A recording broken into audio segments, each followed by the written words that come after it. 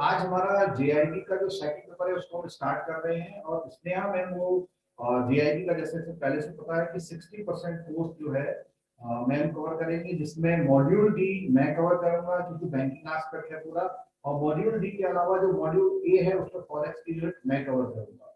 बाकी जो accounting concept की बात जहां तक आती है, जिसमें आपका एंट्रीज है, डेप्रिसिएशन है, और आपका ये बैलेंस शीट है, ट्रायल बैलेंस है, और अकाउंटिंग स्टैंडर्ड्स हैं, वो सारे जो है वो थ्योरेटिकल पार्ट हो या मैथमेटिकल पार्ट हो या कॉन्सेप्चुअल पार्ट हो, वो पूरा पार्ट जो है मैम कवर करेंगी। और आप लोगों से एक रिक्वेस्ट है, खास कर से जो बैंक में आते हैं उसमें 70% लोग नॉन कॉमर्स बैकग्राउंड के होते हैं, और आजकल पूरा सिस्टम आप लोग सब कंप्यूटर पे काम करते हैं, तो आपको कंप्यूटर के पीछे किसी कॉन्सेप्ट का पता नहीं रहता। आपके सामने स्क्रीन आती है, आप नेम लिख देते हो, आपसे अमाउंट डलता है, आप एंटर करते हो, सबमिट करते हो और एंट्री अपने आप हो जाती है अंदर अंदर। लेकिन उसके पीछे कौन से लॉजिक है कि वो एंट्रीज किस तरह चलती है, कैसे वो एक्सपेंसेस में जाती है, कैसे इनकम में जाती है, कैसे कैपिटल में जाती है, बैलेंस शीट में जाती है, या प्रॉफिट एंड लॉस अकाउंट में जाती है, उसके क्या क्या इम्पैक्ट पड़ते हैं, अकाउंटिंग स्टैंडर्ड किस तरह काम करते हैं, ये जो सिस्टम बना रखा है किस तरह से काम करता है, तो वो सारे कॉन्सेप्ट को मैम कवर करेंगी। और आप लोग से रिक्वेस्ट अगेन है कि अगर आप क्लास मिस करेंगे तो डेफिनेटली लॉस में रहेंगे, और अगर आप अटेंड करेंगे तो डेफिनेटली प्रॉफिट में रहेंगे। अब प्रॉफिट लॉस का मतलब क्या है, एग्जामिनेशन हॉल में इसका एक्सप्लेनेशन मिलता है कि हम प्रॉफिट में रहे या लॉस में रहे। तो मैं जो है क्लास स्नेहा मैम को दे रहा हूँ, over to Sneha. Thank you. Hello friends, good morning everyone. So all my bankers have geared up so that हम JIB को क्रैक कर सके। तो मिशन JIB का पहला टॉपिक जो है अकाउंटिंग का, आज हम पढ़ते हैं basic accounting procedures. The basic thing is कि हम बीइंग बैंकर्स में कॉमर्स बैकग्राउंड के स्टूडेंट्स बहुत कम होते हैं, ठीक है। All you guys are either from the science background या from arts background, और आर्ट्स और साइंस कहीं भी दूर दूर कॉमर्स से रिलेटेड नहीं है। तो सबसे बेसिक चीज मैं आपको एक चीज से आपको बता दूं कि जो आपका डेबिट और क्रेडिट का कॉन्सेप्ट बैंक में लगता है, वो हमारा अकाउंटिंग कॉन्सेप्ट जो हम इस पूरे अकाउंट्स के सेशन में पढ़ेंगे वो बिल्कुल रिवर्स होगा जो हम प्रैक्टिस करते आए हैं अभी तक, ठीक है। अगर बैंक में पैसे जमा किए जा रहे हैं तो बैंक उसे क्रेडिट करता है कस्टमर के खाते में, बट अगर कस्टमर उसे अपनी बुक्स में लिखता है तो वो उसे डेबिट करता है। उसके लिए वो असेट है और बैंक के लिए वो लायबिलिटी है।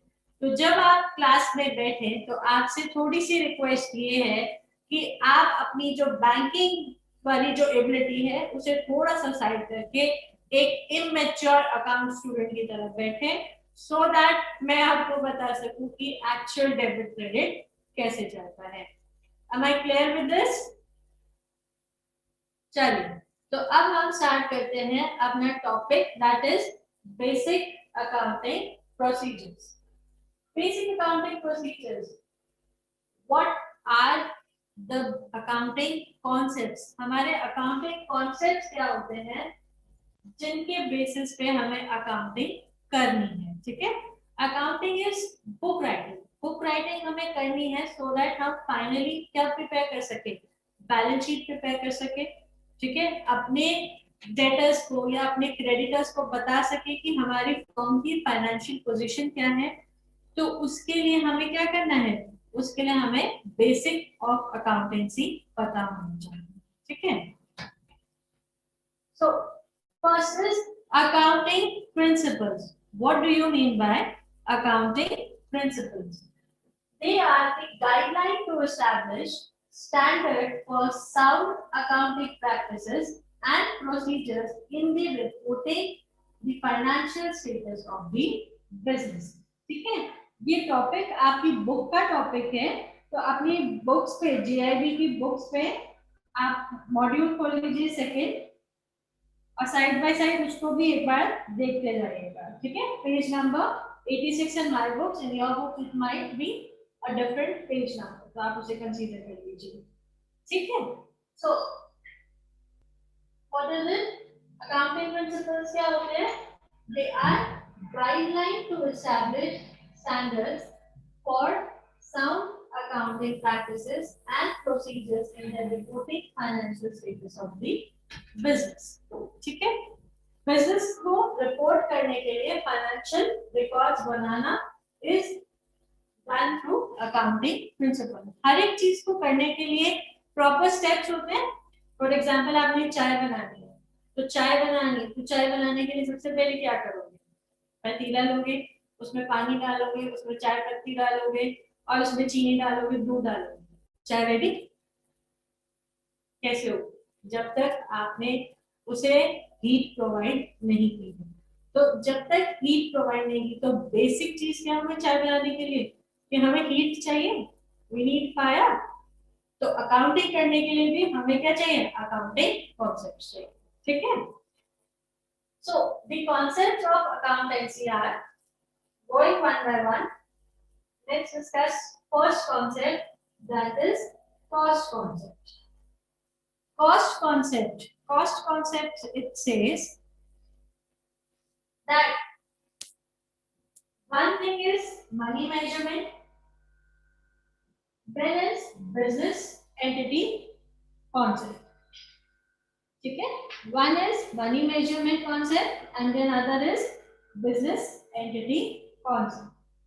So money measurement concept says that anything which has a monetary worth, only that thing should be considered in your books of account.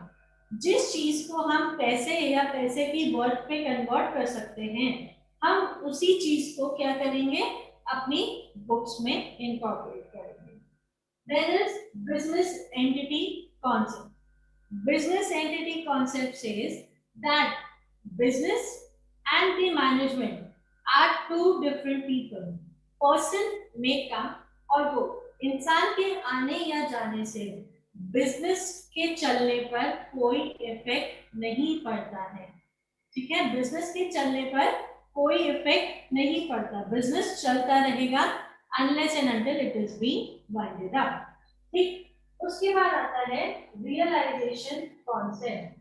Realisation concept क्या कहता है? It is a dual aspect concept. Dual aspect means everything has two effects. Accounting में जैसे science में होता है ना, every action has a equal and opposite reaction, वैसे ही अकाउंट्स में हम क्या करते हैं? If one thing is debited then other thing will be credited. तो this is the dual accounting concept. Okay, this is the dual accounting concept कि हर ट्रांजैक्शन के दो इफेक्ट्स होंगे, हर ट्रांजैक्शन के दो इफेक्ट्स होंगे। Historical record concept. Historical record concept की अगर मैं बात करूं, तो हिस्टोरिकल रिकॉर्ड कॉन्सेप्ट क्या कहता है कि जो भी हमारी अकाउंटिंग है वो पास्ट बेसिस पे होगी, ठीक है। हमारे पास जब हम रिटर्न्स फाइल करते हैं तो वो होती है असेसमेंट ईयर की, और उस पर्टिकुलर असेसमेंट ईयर में जो हम ट्रेडिंग करते हैं, जो हम अकाउंटिंग करते हैं, जो हम ऑडिट करते हैं, वो प्रीवियस ईयर का करते हैं, ठीक है। जैसे बैंक्स में ऑडिट होते हैं, तो बैंक के जो ऑडिट होते हैं या हर किसी इंस्टीट्यूट के, कंपनी के ऑडिट होते हैं, तो वो कैसे होंगे? वो इस तरीके से होंगे कि आपका एक फाइनेंशियल ईयर यानी कि फाइनेंशियल ईयर 1920, उसकी जो अकाउंटिंग होगी वो असेसमेंट ईयर 2021 में होगी। आपकी बुक्स 1 अप्रैल 2019 से शुरू होके 31 मार्च 2020 को खत्म हो गई। अब जो आपकी रिटर्न जानी चाहिए वो दिसंबर तक, सितंबर तक, जुलाई तक फाइनल हो जानी चाहिए, जैसे जैसे हमारी उसकी डेट्स निकल कर आती है, ठीक है। लास्ट ईयर कोरोना के चक्कर में हमारी डेट्स जो है बहुत ज्यादा एक्सटेंड हुई थी।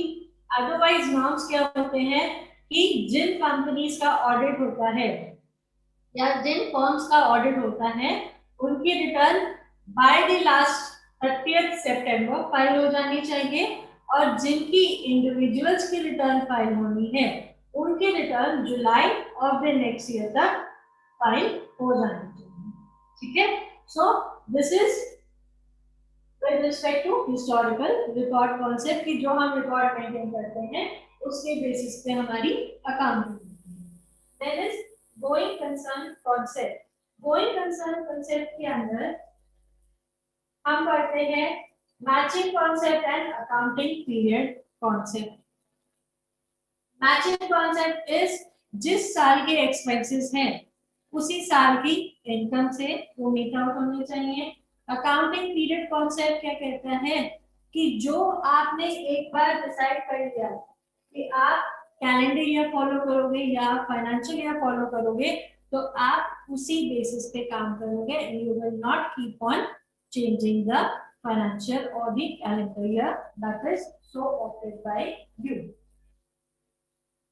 अब इन सिस्टम्स को इन कॉन्सेप्ट्स को वन बाय वन पढ़ते हैं और देखते हैं कि इनके बारे में हमें इनसे क्या क्या सीखने को मिलता है। आपका जो फर्स्ट कॉन्सेप्ट कहता है, so first concept says every transaction should be recorded in the books of account at cost price. Every transaction should be recorded in the books at cost price. ठीक है, cost price पे चलेगी। Fixed assets जो है मेरे वो cost of purchase पे रखे जाएंगे and not on market value.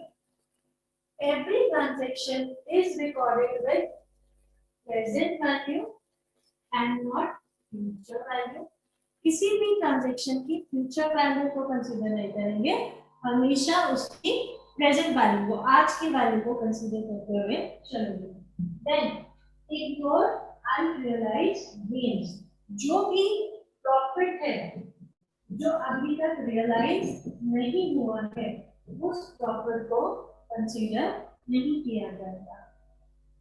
If there is no cost, then there should be no record. अगर कॉस्ट नहीं है किसी चीज की तो उसे रिकॉर्ड नहीं करना। ठीक है, इसे देखते हैं जरा एक बार क्या कहता है। Every transaction side by side note down करते जाइएगा। ओके, एवरी ट्रांजैक्शन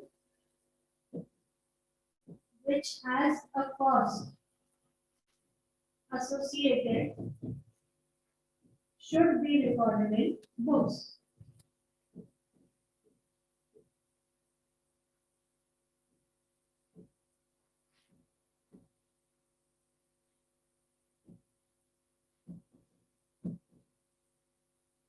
ठीक है, even if उसकी वर्थ 1 रुपए है, अगर उसकी वर्थ 1 रुपए भी है तब भी वो आपकी बुक्स में रिकॉर्ड होनी चाहिए। ठीक है, फिक्स्ड असेट्स की बात करूंगा मैं। आपके फिक्स्ड असेट्स क्या होते हैं? Can anybody give me an example of fixed assets?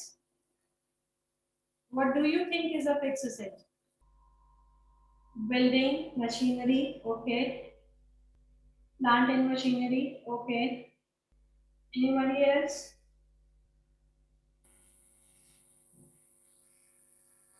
Land and building. Plant and machinery.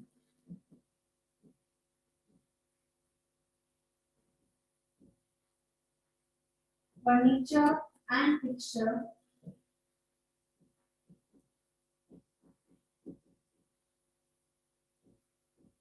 Vehicle. Livestock.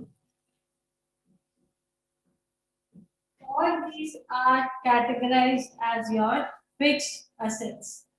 All these are categorized as fixed assets. Land and building, plant and machinery, furniture and fixture, vehicle and livestock. ठीक है? So अब अगर I was talking about the cost, fixed assets की cost.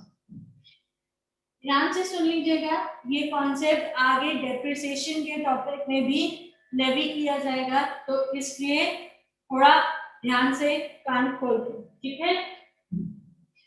तो fix assets की जो बात करी हमने कॉस्ट कॉन्सेप्ट के अंदर, इट सेज कि they should be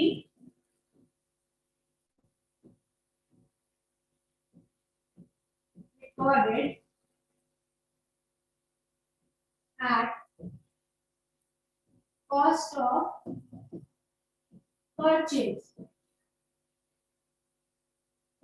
They should be recorded at cost of purchase. They should be recorded at cost of purchase. Cost of purchase क्या होती है? Cost of purchase is amount paid to supplier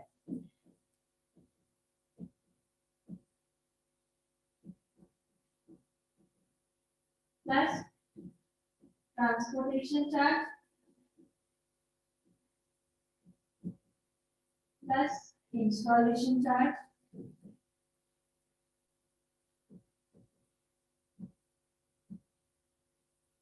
plus any repairs which has to be done to that asset. So, in short, we can say cost of purchase is what? This is the cost which is directly associated to the asset.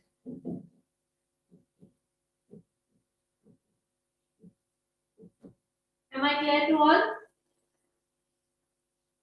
Fixed cost की अगर हम बात करें, so this is the amount paid to the supplier, transportation plus installation plus repairs.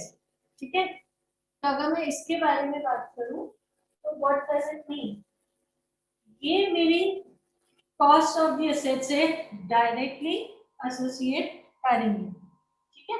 तो एक example देती हूँ। आपने क्या किया? You wanted to buy an Activa, ठीक है? आपने Activa देखी, आप शोरूम गए और आपने जाके मॉडल अपने लिए पसंद कर, ठीक है? अब आपने जब उसे परचेज किया तो आपको उसकी कॉस्ट बताई गई 80,000, ठीक है? आपने कहा excuse me manager sir, the problem is कि आपने ब्रोशर में तो उसकी कॉस्ट 55,000 लिखी है, बट मुझे ये 80,000 की क्यों पड़ रही है, ठीक है? तो what is the term? One is on road price and the other is the purchase price, ठीक है? तो ऑन रोड प्राइस जो है वो वाउचर पे लिखा है, उस पे क्या है? उस पे कभी भी एसेसरीज की कॉस्ट एडेड नहीं होती, ठीक है? तो अगर मैं एसेसरीज भी लगवा रही हूँ तो एसेसरीज क्या हो गई? इंस्टॉलेशन, ठीक है? आप अपनी गाड़ी पे क्या करवा रहे हो? एक्स्ट्रा चीजें इंस्टॉल करा रहे हो, तो वो हो गई मेरी इंस्टॉलेशन चार्जेस। अब आपको आपकी सिटी में वो मॉडल नहीं मिला, आपने दूसरी सिटी से वो मॉडल जो है अपने लिए परचेज किया, तो वहां से आपकी सिटी में वो लाने के लिए वो हो गई उसकी transportation cost.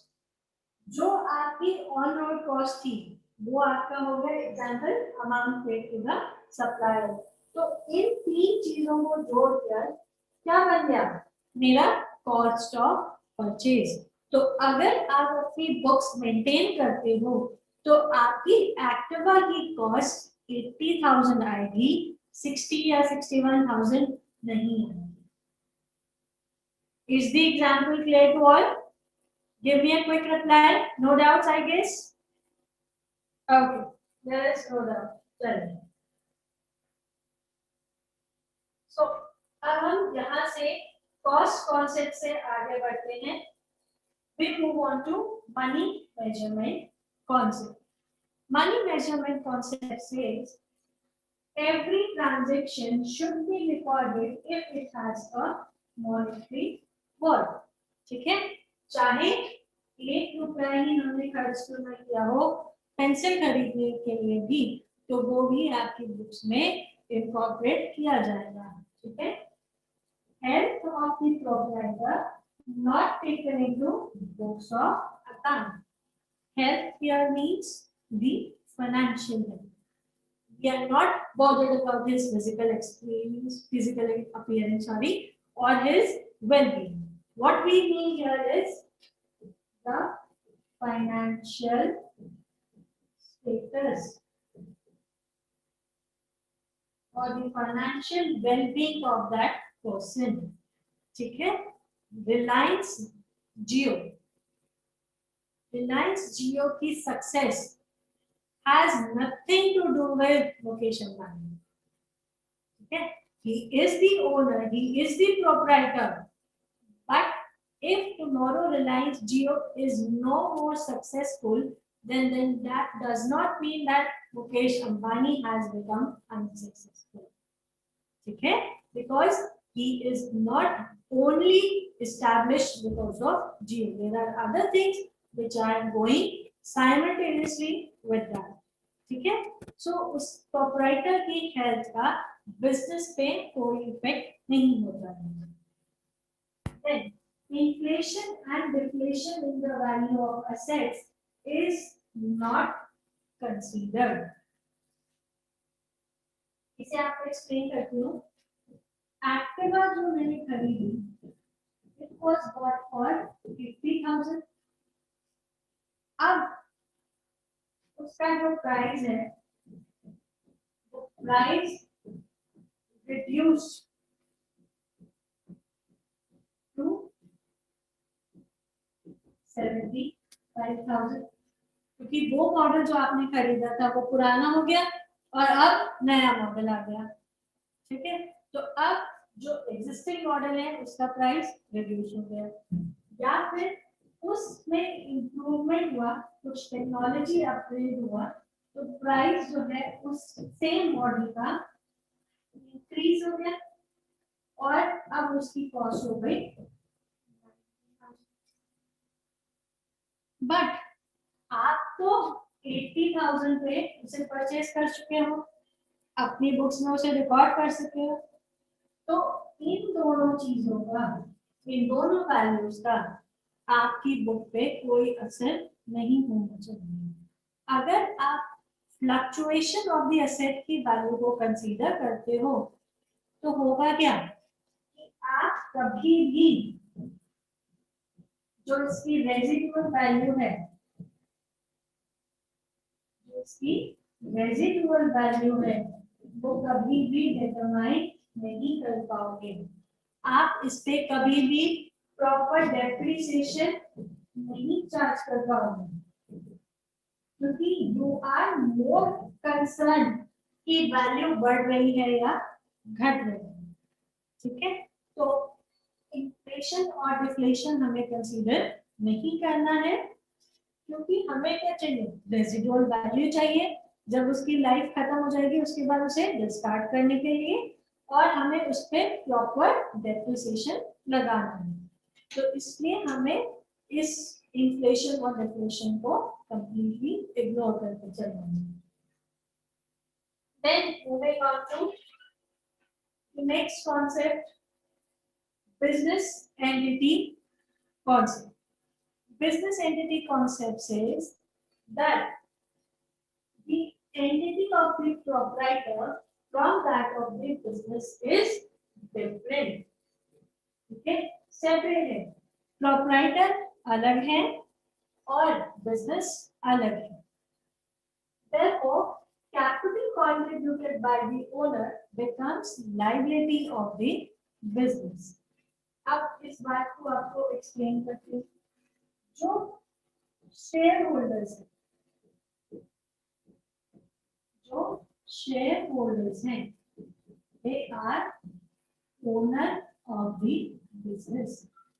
They are owner of the business. और वो जब पैसा लगाते हैं बिजनेस में, तो only because of this business entity concept, उनका लगाया हुआ पैसा हमारे लिए क्या है, लायबिलिटी, हमारे मीन्स बिजनेस के लिए, बिजनेस के लिए क्या है, लायबिलिटी है। तो जब वो बिजनेस के लिए लायबिलिटी है तो नियर फ्यूचर में अगर वो जो ओनर बिजनेस छोड़ के जाना चाहे या बिजनेस बंद हो रहा है तो उन्हें जो है पैसा वापस करना है। The firm has to pay the money back to the person who has initiated or invested their firm or funds into the company. Okay? Then money withdrawn by the proprietor is treated as drawings.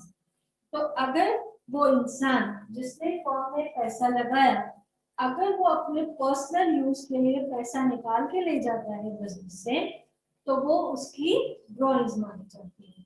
वो क्या मानी जाती है, उसकी drawings मानी जाती है। Then profit is liability while loss is an asset.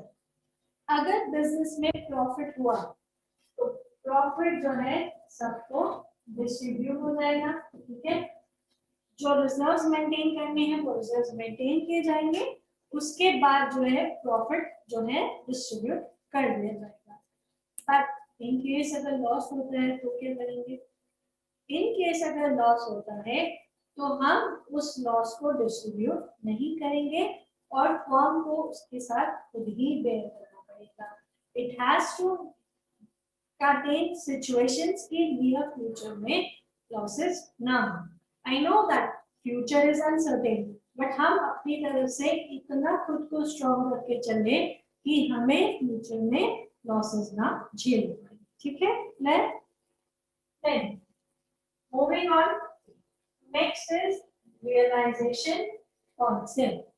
Realization concept कहता है अकाउंटिंग के बेसिस पे कि जब पैसा या तो फुल्ली रियलाइज है आपके हाथ में या आपके अकाउंट में आ गया है तो आप उसे कंसीडर कर लीजिए, या फिर क्या करेंगे अगर वो 99.99% रियलाइज है तो आप उसे मानेंगे कि पूरा पैसा आपको मिल गया, ठीक है।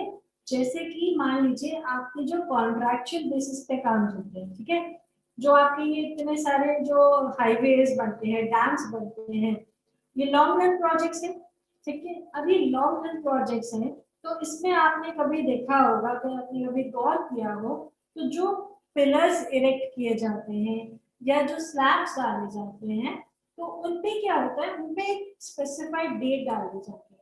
तो उस डेट का पर्पस क्या है, हमें उसकी एक्सपायरी चेक करनी है कि ये कितने साल बाद एक्सपायर होगा। उसकी एक्सपायरी से हमें क्या लेना है, हमें ये चेक करना है कि जो हमें उस सेट पीरियड तक का जो हमें टारगेट मिला था कि इतने पिलर्स इरेक्ट हो जाने चाहिए, इतनी स्लैब्स बन के रेडी हो जानी चाहिए, तो वो अगर रेडी है वो डॉक्यूमेंटेशन प्रॉपर होनी चाहिए और तब उसके बाद जो है आपकी फॉर दैट पर्टिकुलर थिंग आपकी पेमेंट क्या कर दी जाएगी, रिलीज कर दी जाएगी, ठीक है। दैट इज रियलाइजेशन का पार्ट है। okay? So income is realized on the date when the property in the goods passes to the buyer and he becomes liable to pay for it. ठीक है। अब मान लो आप एक प्रॉपर्टी परचेज करते हो, ठीक है, या फिर आपके बैंक के पास कोई आया उसने लोन लिया फॉर कंस्ट्रक्शन ऑफ हाउस या फॉर एक्वायरिंग लैंड, बट उसके पास जो है मॉर्गेज करने के लिए कुछ नहीं था, तो जो उसने लैंड खरीदी वो ही उसने क्या कर दी, आपके पास मॉर्गेज कर दिया एज अ सिक्योरिटी। अब अनलेस एंड अनटिल वो पेमेंट्स नहीं करता है, ठीक है, या वो पेमेंट्स जब तक कंप्लीट पेमेंट नहीं करता है तब तक उस एसेट पे राइट किसका, बैंक का।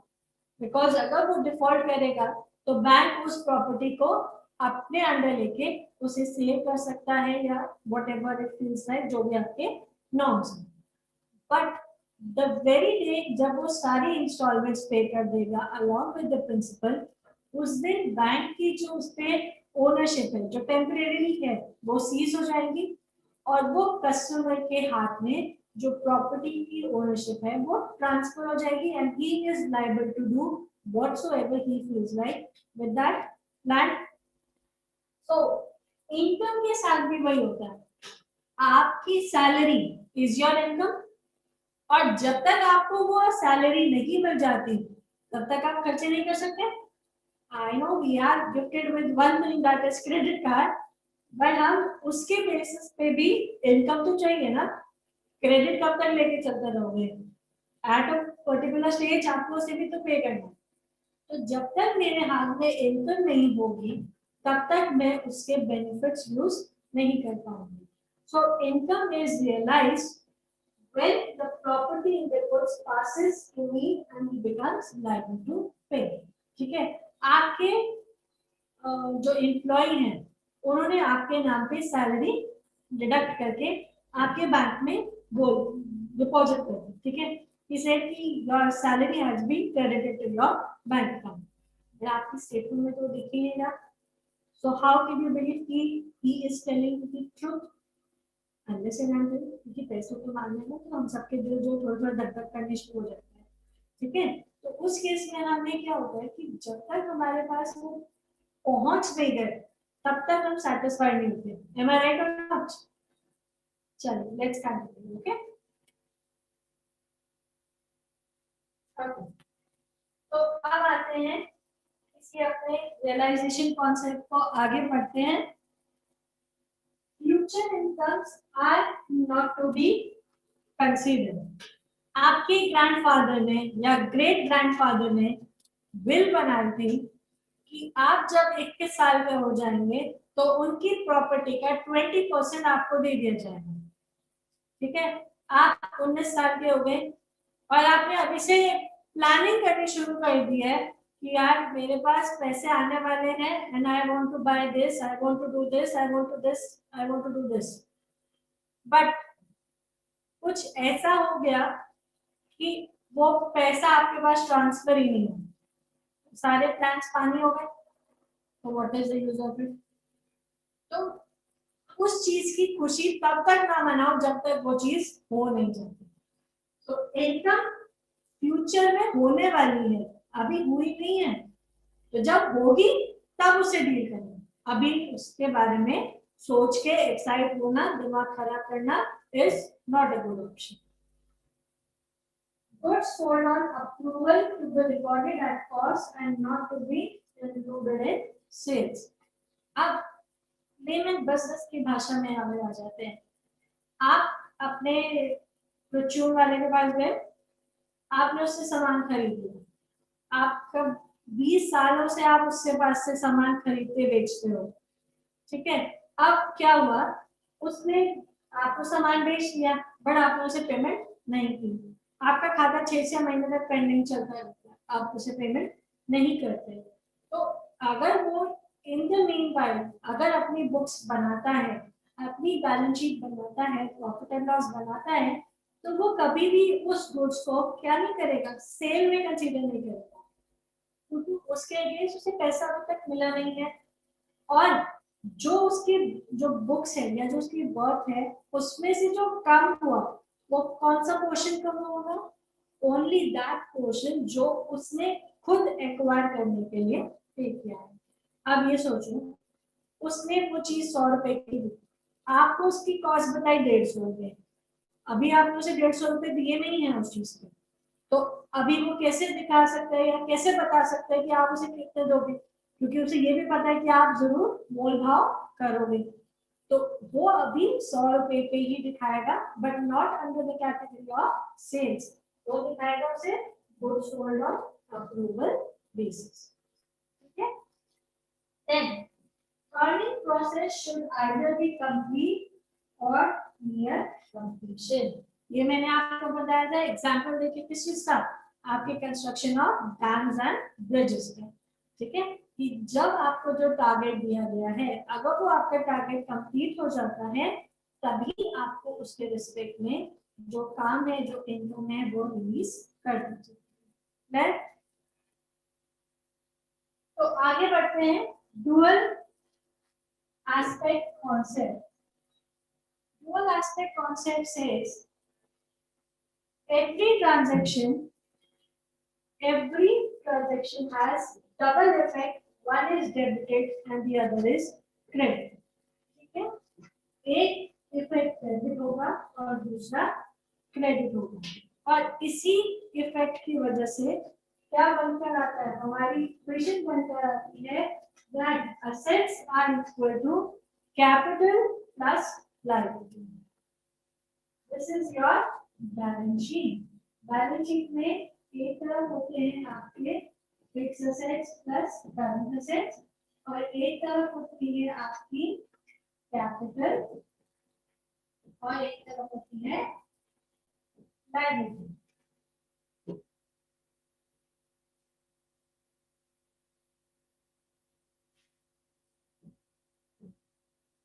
ये हो गई आपकी बैलेंस शीट, ये हो गई आपकी असेट साइड, यहाँ पे होते हैं हमारे पास fix assets and current assets.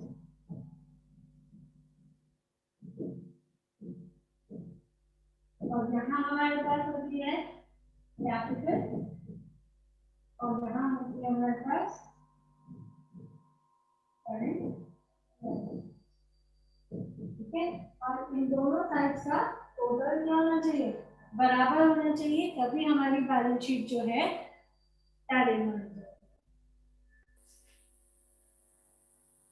उसके बाद आते हैं नेक्स्ट कॉन्सेप्ट पे, हिस्टोरिकल रिकॉर्ड कॉन्सेप्ट। अभी क्या कहते हैं concept, that books of a financial year are assessed in assessment year. मैंने आपको बताया कि फाइनेंशियल ईयर 19-20 की जो अकाउंटिंग होगी वो कब होगी, असेसमेंट ईयर 20 में। अब जल्दी से बताना कौन सा फाइनेंशियल ईयर चल रहा है अभी,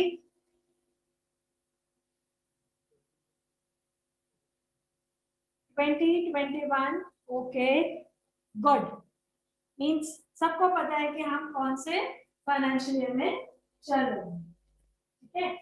तो अब therefore work done in past is being evaluated in present to analyze performance of the business, ठीक है। तो जो हम पास्ट में पिछले सालों में करते आए हैं उन्हें अब क्या करते हैं, असेस करते हैं इसलिए, ठीक। अब हो गया मैचिंग कॉन्सेप्ट। तो मैचिंग कॉन्सेप्ट मैंने क्लास स्टार्ट जब की थी तब आपको इनके बारे में बताया था थोड़ा सा। तो मैंने क्या बोला था कि मैचिंग कॉन्सेप्ट में जिस साल की इनकम है उसी साल के एक्सपेंसेस को मीट करना है, उसी साल के एक्सपेंसेस को मीट करना है। तो income of a particular period should match with expenses of that period only. Adjustment regarding prepaid expenses या outstanding expenses to be made in the final account. ठीक है, अब आपको बताऊं prepaid expense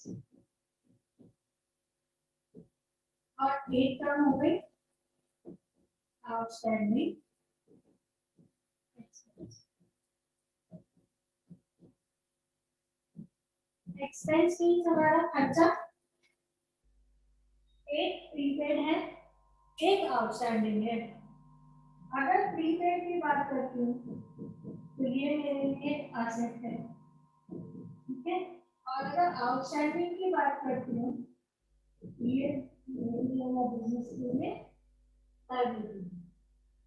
prepaid expense means आपने advance payment कर दी, advance payment is done by you, means आपने rent पे करना था लैंडलॉर्ड को, जो आपने रेंट पे करना था वो रेंट जो है आपने 3 महीने का एडवांस में पे कर, 3 मंथ्स का रेंट एडवांस पे। तो 1 महीने का तो आपने पे करना था, आपने 3 महीने एडवांस का रेंट दिया, यानी कि आपने 4 महीने का रेंट दिया है। अब इस 4 महीने के रेंट में 3 महीने का जो रेंट एडवांस है वो आपके लिए क्या है, असेट है, क्योंकि आपको आने वाले 3 महीनों के लिए उस लैंडलॉर्ड को कोई पेमेंट नहीं करनी। Outstanding is opposite of prepaid. आपका रेंट 3 महीने से पेंडिंग है और जो आपका लैंडलॉर्ड है वो रोज आके आपको सुनाता है, ठीक है, he is very annoyed with you, वो रोज नॉक करता है, आपको होता है कि रेंट नहीं दिया आपने, 3 महीने से रेंट पेंडिंग है, पे द रेंट और यू आर अदरवाइज आउट।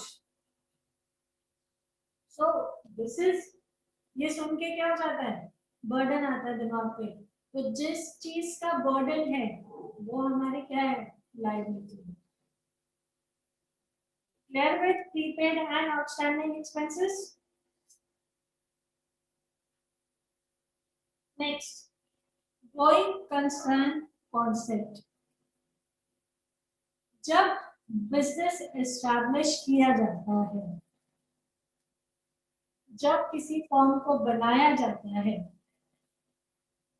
तो उस बिजनेस में या उस फॉर्म को ये मान के सेटअप किया जाता है कि ये लॉन्ग रन में चलने वाला बिजनेस है, लॉन्ग रन में चलने वाला बिजनेस है, यानी कि उसे ध्यान में रखते हुए ये कुछ कॉन्सेप्ट्स हैं जो हमें ध्यान में रखने हैं।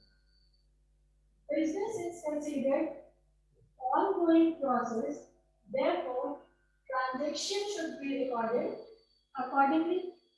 अगर किसी एक्सपेंस से हमें यूटिलिटी मिलती है 1 साल में तो वो एक्सपेंस है, अगर किसी खर्चे से यूटिलिटी जो मिलती है वो 1 साल से ज्यादा है तो वो कैपिटल नेचर का है। आप असेट परचेज करते हैं, उसे 1 साल से ज्यादा के लिए यूज करते हो, जो आपने एक्टिवा खरीदी वो एक्टिवा 1 साल से तो डेफिनेटली ज्यादा चलेगी, ठीक है, तो this is your capital expense. Rent पे किया आपने 1 महीने का, तो उस घर में 1 महीने के लिए तो रह सकते हो ना, यहाँ 1 महीने के लिए रह सकते हो, 1 महीने के बाद अगर रेंट नहीं दोगे तो you are out, you are out from this premises, you have no right to stay here, ठीक है, so this is your current asset। आप इसे current asset कह सकते हो, बट इसे current asset कहना feasible होगा, बताओ, ये मेरे लिए asset नहीं है, ये क्या है मेरे लिए, expense, ये क्या है, expense, उसे असेट की कैटेगरी में नहीं रखना है, उसे खर्चों की कैटेगरी में, ठीक है, उससे मुझे कुछ नहीं कुछ बेनिफिट जो डिराइव हो रहा है वो सिर्फ ये है कि मैं उस बिल्डिंग को, उस स्ट्रक्चर को यूज करने के लिए पेमेंट करता हूँ, ठीक। So next concept, fix asset valued at cost and not market value. ये मैंने आपको बताया था ना, अभी जब हम कॉस्ट कॉन्सेप्ट की बात कर रहे थे तो मैंने क्या बोला था, एक्टिवा परचेज कर रहे हो तो उसकी ऑन रोड वैल्यू और जो हम परचेज करते हैं वो 80,000, वो वाली जो चीज है शायद ध्यान हो, इतनी गलती मत बोलना। Current assets valued at cost और market value whichever is less. अब ये क्या बात हुई, मेरे डेटर्स, मेरा स्टॉक, ये क्या है मेरे करंट असेट्स। अब करंट असेट्स वो हैं जो मेरे को क्विक बेसिस पे कैश रियलाइज करके देते हैं। अगर मेरे पास फंड्स नहीं है, what you call is working capital, अगर मेरे पास पैसा नहीं है, वर्किंग कैपिटल नहीं है, मैं अपने रोजमर्रा के खर्चे नहीं मीट आउट कर पा रही हूँ, तो ये करंट असेट्स हैं जो मुझे पैसा रियलाइज करके देंगे अगर मैंने सेल कर दूँ तो। अब मैं इसका प्राइस 1 लाख रुपए मान के चल रही हूँ, जबकि इतना है नहीं। अब मुझे चाहिए कैश, ठीक है, क्योंकि मुझे अपनी वर्किंग कैपिटल रिटेन करनी है। अब अगर मैं इनको हायर प्राइस पे बेचूंगी तो कोई भी नहीं खरीदेगा, ठीक है। जिसे पता होगा वो एक तो सामने से बोलेगा इसके पास पैसे तो है, ठीक है, इसकी गुडविल भी इतनी अच्छी नहीं है, ऊपर से देखो प्राइस तो देखो कितना बढ़ा के मांग रहे हैं। लेमन लैंग्वेज में मैं बात करूं, अगर एक दुकानदार है उसकी शॉप नहीं चल रही है, ठीक है, वो अपना माल बेच के अपना काम बंद करना चाहता है, तो अगर वो सारा प्रॉफिट उस स्टॉक को बेचने में लगा देगा, ठीक है, वो सोचे कि भाई जितना मैंने अभी तक नुकसान झेला है वो सारा मैंने बस इसी स्टॉक को बेच के पूरा कर दूं, तो आप बताओ ऐसा हो सकता है? आप खरीदोगे उसका माल? Give me an answer, yes और no? No. Vikas says no. Why? Ma'am वही सामान हम कहीं दूसरी दुकान से भी खरीद सकते हैं ना, हाई प्राइस पे क्यों खरीदेंगे वहां से हम? यस, आप उसे किसी और से भी खरीद सकते हैं, और यही बात जो है उस इंसान को भी पता होनी चाहिए कि अगर वो हायर रेट स्कोर करेगा तो nobody is going to buy. तो that is what we say कि जो आपके करंट एसेट्स हैं उन्हें मार्केट वैल्यू या कॉस्ट प्राइस जो भी लेस है, जो भी लोअर वैल्यू है उस पे मेंटेन करके रखो, सो दैट सामने वाला उसे खरीद पाए, ठीक है। ओके, आगे बढ़ते हैं। Depreciation provided is based on number of years, जितने साल के लिए आप उस असेट को यूज करोगे उतने साल के लिए उस पर क्या चलेगी, डेप्रिसिएशन लगेगी। Reserves and provisions are created for future liabilities, ठीक है, जो फ्यूचर की लाइबिलिटीज हैं और जो लॉसेस हैं उनको ध्यान में रखते हुए हम क्या करेंगे, रिजर्व्स एंड प्रोविजंस मेंटेन करेंगे। Deferred revenue expenditure written off over number of years, कोई ऐसा खर्चा, आप एक बिल्डिंग बना रहे हो अपने लिए, ठीक है, तो उस बिल्डिंग पे जो एक्सपेंडिचर होगा वो एक्सपेंडिचर के लिए आप पैसा धीरे धीरे करके रिलीज करोगे बिजनेस से, तो what kind of expenditure it is capital expenditure but by the name of deferred revenue expense, deferred revenue expenditure, okay. Then investors assume life of the business to be infinite, आज business setup हुआ है तो that means ये prolong basis पर चलता रहेगा।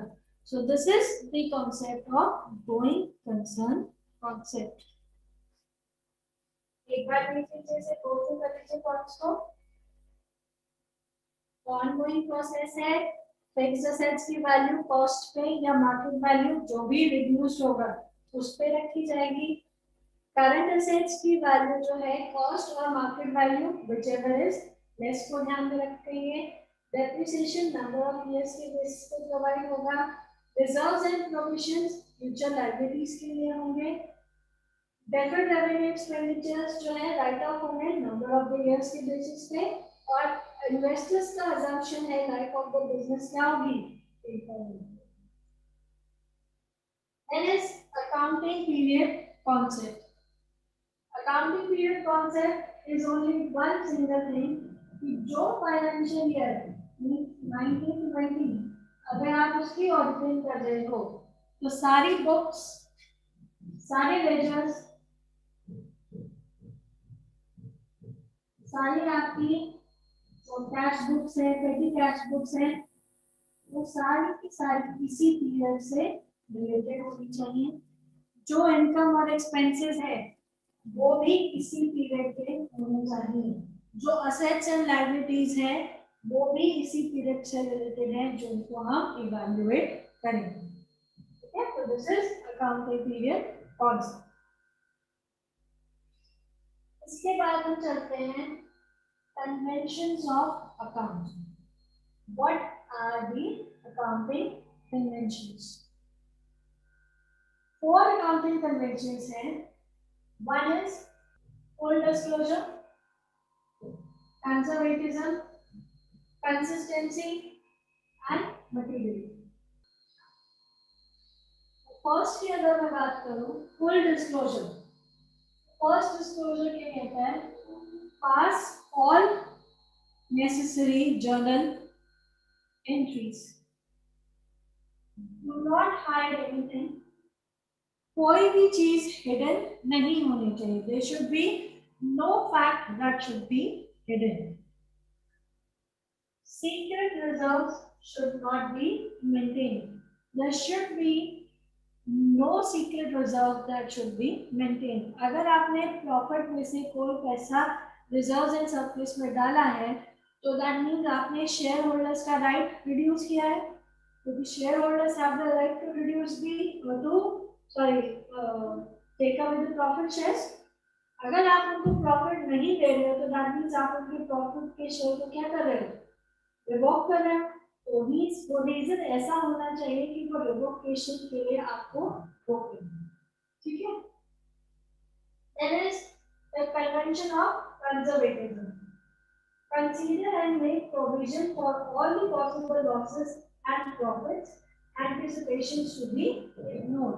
Conservatism principle कहता है कि जो भी आपके लॉसेस हैं उनके लिए आप साइमल्टेनियसली रिजर्व्स मेंटेन करो, बट अगर प्रॉफिट्स है तो उन्हें इग्नोर करो, और जब होंगे उनका क्या ट्रीटमेंट होगा वो तब देखा जाएगा। ठीक है, कंसिस्टेंसी। डे 1 से try and be consistent in your accounting policies.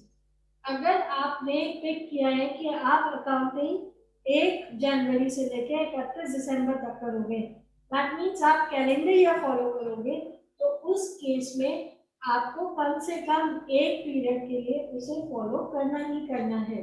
अगर आप उसे meanwhile with in a year he change कर दोगे तो आपकी बुक्स प्रॉपर नहीं बनेगी।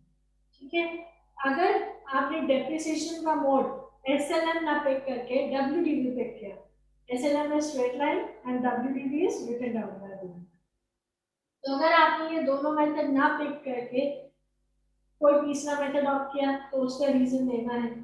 अब अगर आप उस तीसरे मेथड से सेटिस्फाइड नहीं हो और आप इन दोनों में से किसी एक पे स्विच करना चाहते हो तो my dears you have to wait. You have to wait for at least 1 year. ठीक है, क्योंकि उस 1 साल में जो भी काम होगा उसे मैनेज करके उसे क्लोज करके फिर ही हम आगे फ्यूचर में उसे चेंज करते हैं। Materiality concept. What it says, record what is related to business. जो बिजनेस से रिलेटेड है सिर्फ उसे ही रिकॉर्ड करना। Mark the things as material and immaterial and then consider recording. ठीक है, आप बिजनेस कर रहे हो क्लॉथ्स का और अकाउंटिंग कर रहे हो मशीनरी की, टेलरिंग मशीन्स की। ठीक है, आप तो सिर्फ रॉ कपड़ा बना रहे हो, तो टेलरिंग मशीन्स की अकाउंटिंग से आपको क्या लेना देना? आपको उससे कुछ लेना देना नहीं है, तो दैट इज इररिलेवेंट। जो रेलेवेंट है उसे कंसीडर करो, जो इररिलेवेंट है उसे हम अवॉइड करो। तो these are your accounting conventions. Accounting concepts पढ़ लिए, अकाउंटिंग कन्वेंशंस पढ़ लिए, टॉपिक हो गया खत्म।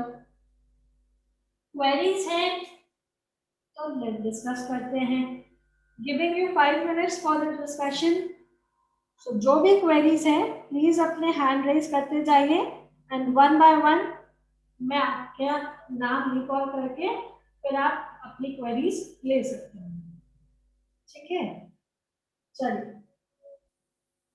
Debit revenue expenditure.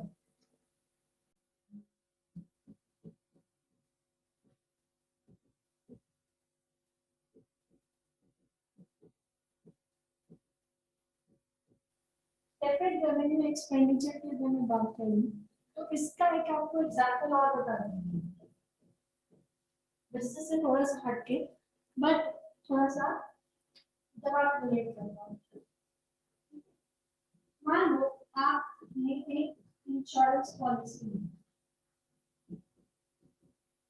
उस इंश्योरेंस पॉलिसी के लिए आप प्रीमियम पे करते जाओगे, ठीक है। अब ये प्रीमियम जो है आप ईयरली तो पे नहीं कर रहे हो, आप मंथली पे कर रहे हो, ठीक है। आपकी टर्म्स ऐसी हैं कि आपका जो प्रीमियम पे हो रहा है वो मंथली हो रहा है, तो मंथली हो रहा है तो दैट मीन्स रेकरिंग है, रिपीटेटिवली हो रहा है, तो दैट मीन्स ये क्या हो गया, रेवेन्यू आइटम हो गया। प्रीमियम पे कर रहे हो तो एक्सपेंडिचर हो गया, और इससे जो बेनिफिट मिलेगा, जो आपको बेनिफिट मिलेगा वो म्यूचुअल लॉन्ग रन में मिलेगा। तो जब कोई चीज रेकरिंग है, रेवेन्यू, एक्सपेंडिचर है, और उसका जो बेनिफिट है वो फ्यूचर लॉन्ग रन में मिलने वाला है, तो वो है मेरा डेफर्ड रेवेन्यू एक्सपेंडिचर। ठीक, understood Sandeep Singh? I hope you are clear now. Revenue इसको क्यों बोल रहे हैं मैडम? हाँ जी, रेवेन्यू इसको क्यों कंसीडर कर रहे हैं? रेवेन्यू मीन्स सर आप उसके लिए कंटिन्यूअसली पेमेंट करते जा रहे हैं। अगर आप कोई प्रॉपर्टी कंस्ट्रक्ट कर रहे हैं, घर कंस्ट्रक्ट कर रहे लेकिन हैं, इससे मान कोई लीजिए, प्रॉफिट मुझे तो नहीं हो रही है ना उस समय। प्रॉफिट आपको नहीं हो रहा है, अभी नहीं हो रहा है, बट फ्यूचर में तो होगा ना। जब आप इंश्योरेंस लेंगे और वो इंश्योरेंस रियलाइज हो जाएगी तो आपको बेनिफिट तो मिलेगा, आपको फंड रिलीज होगा, डू नॉट Simply टेक इसको- अदरवाइज। बट सिम- अगर आपने लाइफ इंश्योरेंस लिया था एंड आफ्टर योर डेथ वो इंश्योरेंस का पैसा आपकी फैमिली को मिलेगा, तो बेनिफिट आपकी फैमिली का तो है, उसको तो बेनिफिट मिलेगा ना जो आपसे अटैच्ड है। Am I right or not? अब इसका दूसरा एग्जाम्पल ले लीजिए, अगर आप एक घर कंस्ट्रक्ट कर रहे हैं, ठीक है, उस घर के लिए आप हर महीने खर्चा कर रहे हैं, तो वो भी तो रेवेन्यू हो गया, रेकरिंग नेचर का हो गया। यहाँ पे रेवेन्यू मीन्स इनकम नहीं है, यहाँ revenue is a nature of expense. हमारे पास दो टाइप के नेचर होते हैं एक्सपेंसेस के या इनकम्स के, one is capital and other is revenue, या उस रेवेन्यू को हम रेकरिंग भी बोल सकते हैं, ठीक है, जिससे बेनिफिट फ्यूचर में अर्न होगा और खर्चा अभी होगा। Clear? Okay Okay, then this is, if I am not wrong, it is Manashati. Okay, Manashati has double entry system as per book is pending for explanation.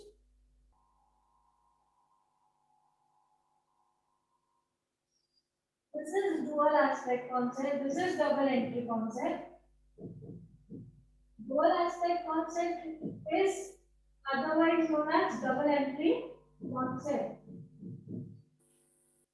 So here what I taught you was one effect will be debited and the other will be credited.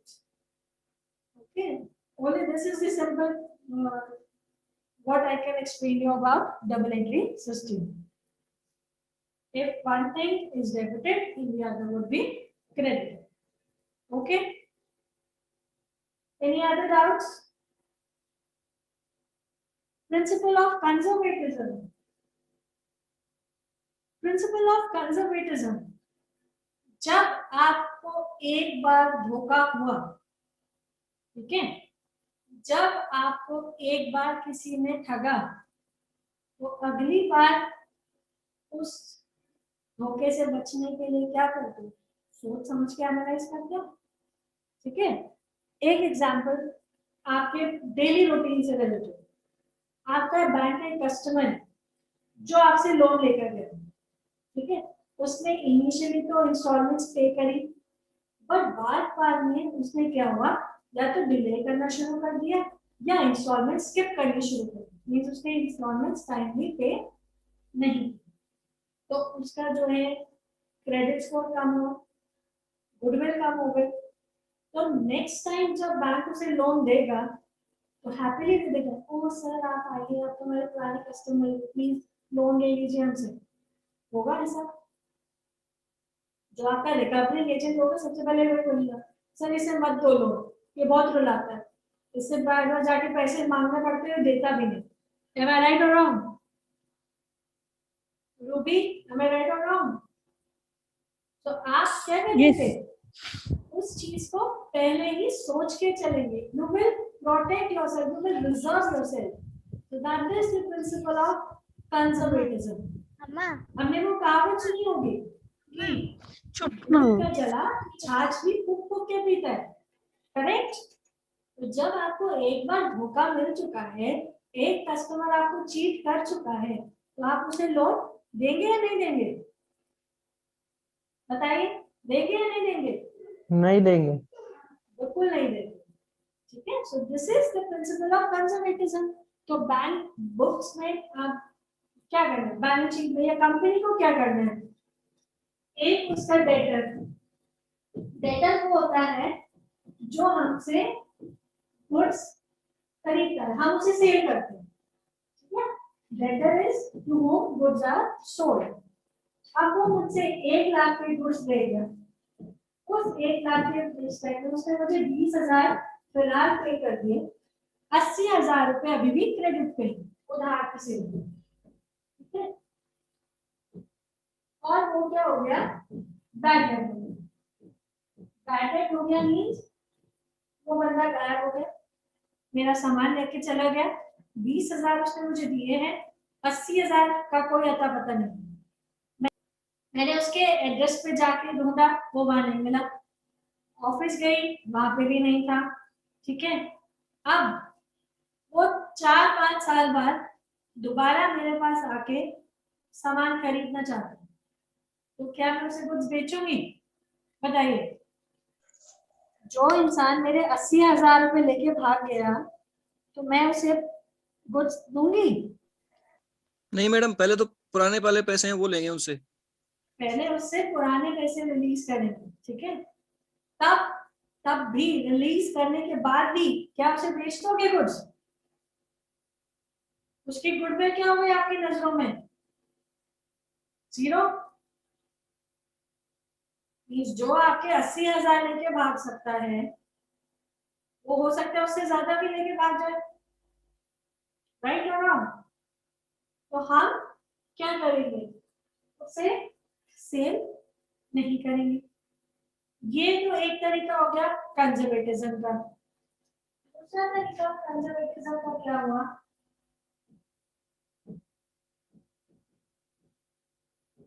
जो हमें ये 80,000 का loss हुआ, इसके लिए आपने क्या बना लिया, रिजर्व बना लिया, रिजर्व फॉर बैड डेट, ठीक है? ये 80,000 फिलहाल मैंने अपनी बुक्स में से ही पैसा लायबिलिटीज में से निकाल के असेट्स में से सेटल ऑफ कर दिया, बट ये जो डेटर है ये हमेशा के लिए ब्लैकलिस्ट हो गया, इसे आगे से सामान उधार पे नहीं बेचा जाएगा, ठीक है? कुछ कुछ शॉप्स पे आपने देखा होगा, आज नगद कल उधार।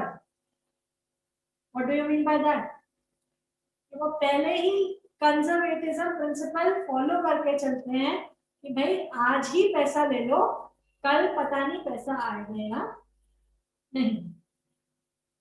Okay, correct? Any other doubt? Inconsistency. What are the techniques? Consistency में consider one technique over a period of time means, तो मैं आपको बता रही थी कि अगर आप depreciation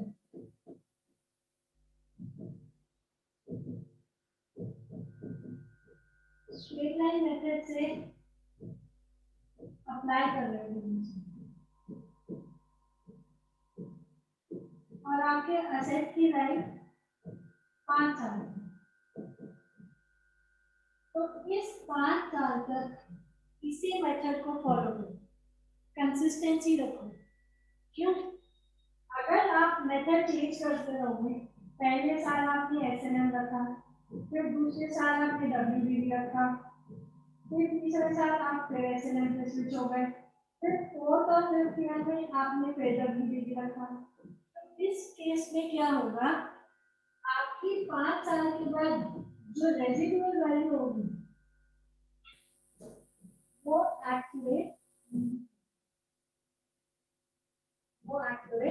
नहीं। तो इसीलिए कंसिस्टेंसी जरूरी है।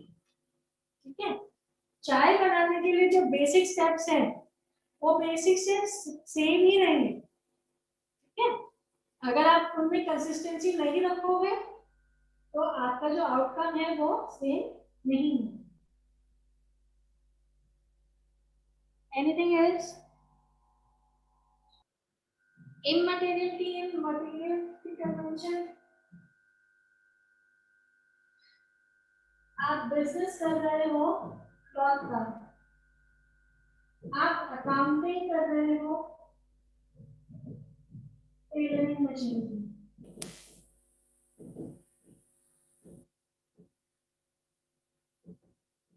क्या ये दोनों आपस में रिलेटेड है? बताइए, हाँ या ना?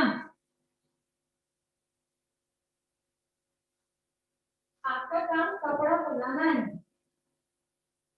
और आप जो अपनी बुक्स में दिखा रहे हो वो टेलरिंग मशीन की डिटेल्स दिखा रहे हो कि मशीन हमने कितने में खरीदी, हमने उसके पार्ट्स क्या क्या लगाए, उसकी पेंटिंग कॉस्ट क्या है, रिपेयरिंग कॉस्ट क्या है। वो रिक्वायर्ड है? नहीं। तो ये मेरे लिए इन मटेरियल है। अगर मैं काम किसका कर रही हूँ, कपड़ा मैन्युफैक्चर कर रही हूँ। अगर मेरा काम ही यह होता, टेलरिंग मशीन का काम होता मेरा, ठीक है, मेरा काम होता प्रोडक्शन ऑफ टेलरिंग मशीन, तो उसके लिए अगर मैं इसकी अकाउंटिंग करती तो ये तुमको मटेरियल था, ये मटेरियल ना होके मटेरियल होता। व्हाट द कॉन्सेप्ट मींस, हमें ये सोचना है कि हम जिस लाइन ऑफ बिजनेस में हैं उससे रिलेटेड जो खर्चे हैं वो मटेरियल है तो बुक्स में लेने हैं, अगर रिलेटेड है तो मटेरियल हो गए, अगर नॉन रिलेटेड है तो इमटेरियल। ठीक, चलिए तो इस सेशन को यही खत्म करते हैं। Thank you so much, hope you enjoyed the session, see you next time, bye bye.